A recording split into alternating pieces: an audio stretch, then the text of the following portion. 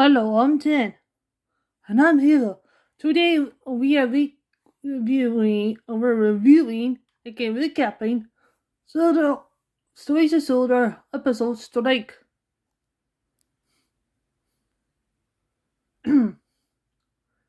So anyway, the episode starts off on September 25th, 1938, with the workers of Masson Heights coal mine going on strike. Yes, and then without workers, you're going to produce coal or iron or anything else you need. Good point, then. You could take the next line. Okay. So the strike continued for weeks and many trains had to be cancelled due to the lack of fuel. Amid solar and railway engines, almost exclusively land coal trains, but despite the better efforts to supply the standing gauge engines, they couldn't do enough. And the reserves began drying up at soda. Eventually, the island's castle arranged for coastal men to be imported from the mainland, and Gates which put in charge. So one morning, Thomas talking to Kate in Grovinsky when Scarlett arrives, and Thomas struggles to answer Kate. When she asks him, does he think she looks lovely? So after Kate leaves, Scarlett tells Thomas that the line could be experiencing their own strike soon. Okay. So at the docks, the Bangladesh, and at the bell sign near Buxford, there have been suspicious happenings among the workers. And even those businesses stopped trading, the river will close up altogether. So presently, the dock workers are careful to walk away from the jobs, and no one was able to load the ships.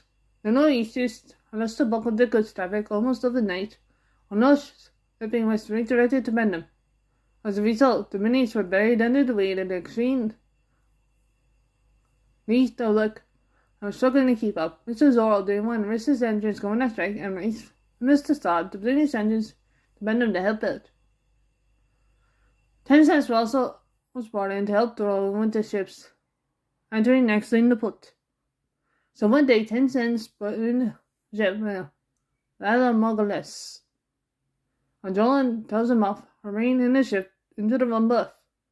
They get the ship out, but they get there you. Percy, Adam, and Douglas finished their business. After some talk with the two minis, Percy leaves as he exits the harbour. He sees streams golden, like me when I should know expectedly. Against someone here. Much more they can take. Still said then. Hardy and Percy meets up at Henry and Wellsworth and explains what he saw about them. He thinks the saltiness of the minis is rubbing up on them.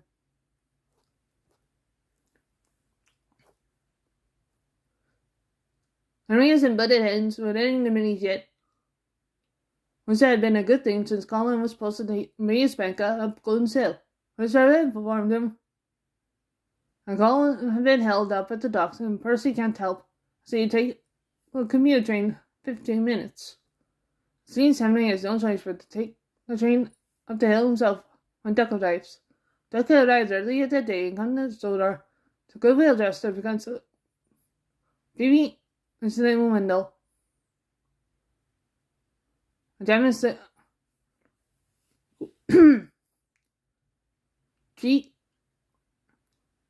GWR's business relations with the noises and minis.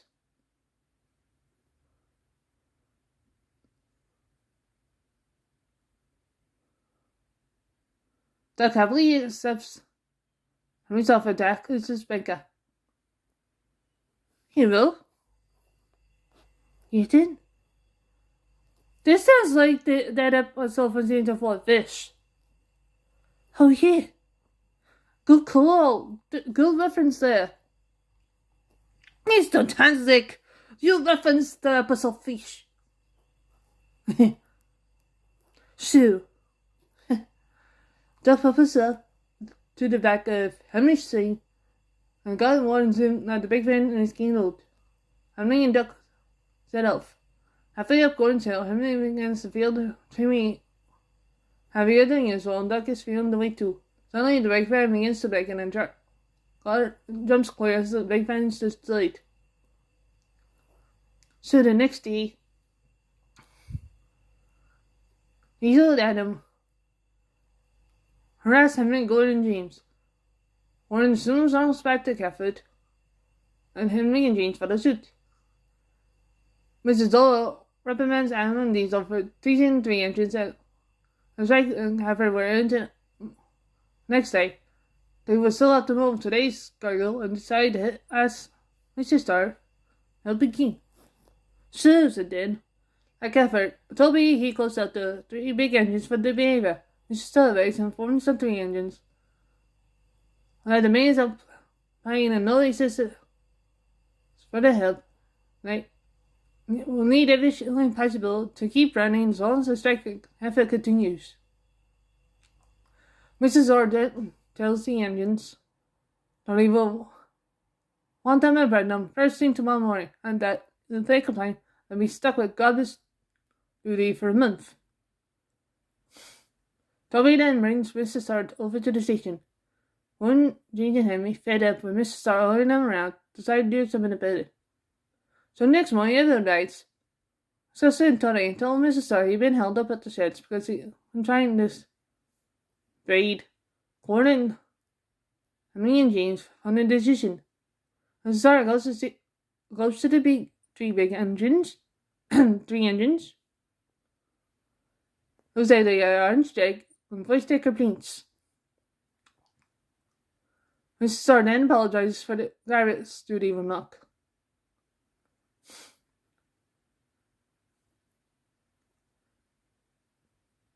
The 3 engines are being expected to fight, but Mr. Starr tells him it's not how he resolves business disputes. Alright, Hiro, you can finish this up. Okay. Mr. Starr then tells the engines and Mrs. Orr's promise Screw won't be harassing noises, and the Moonies are very grateful for the help they are getting. Mr. Zod then vows to not using coordination to get his engines to obey his orders. Gordon and me and James go properly over to London. When he arrived, the rapidly agreed as heroes and dashes quickly put back in order as the Lees and Noises began working together again. Without any hectic remarks between them. Noises returned to Cafford quickly. Okay, once the strike in Cafford ended, and the strike in Mess and Haste ended a week earlier. And following days, Duck helped deliver coal to wherever it was needed. Nobody also teased him about his accident in Golden Hill. However, that accident, there will come severe and unexpected consequences with it. So that is strike. Thank you so much for watching this review / recap of the episode Strike. Thank you again, Mr. Danzig. We are enjoying your work very much. And we're looking forward to season 7 coming soon. There we are, said then. And yes, so the week told is weird as heck and we like it. Because things can get weird sometimes. And we all need a good chuckle. So thank you again for watching. Bye.